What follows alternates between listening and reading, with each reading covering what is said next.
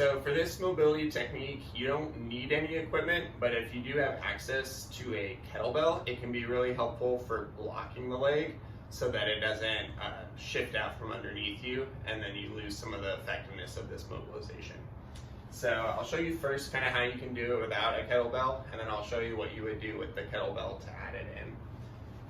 So you're going to start on your hands and knees like this.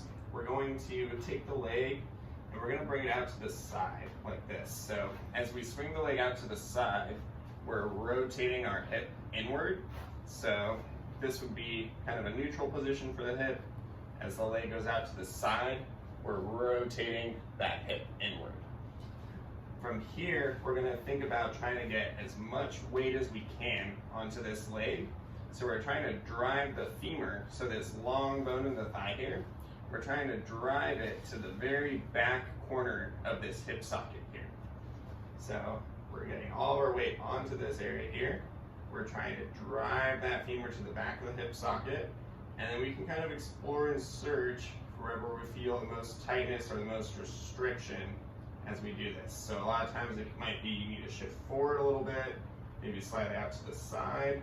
But when you find that restriction, that's where you can start to work and move in and out of this position to help mobilize it. Now the kettlebell becomes handy because if you're really stiff in this position, you'll oftentimes get to that point and then you'll start to try to mobilize and your leg will start to slowly creep in as you do this, so you'll lose some of that effectiveness. So you can simply just block the leg by taking the kettlebell, placing it to the inside portion of the leg here, and that's going to keep the leg in place so we don't lose that position. So now that the leg's in place, I can really take the time to start kind of searching and seeing wherever I might feel the most restricted here.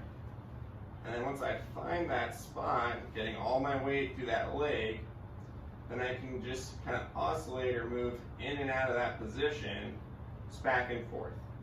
You can spend anywhere from 2 minutes at the least amount to maybe 5 to 7 minutes, just depending on how tight or restricted this feels.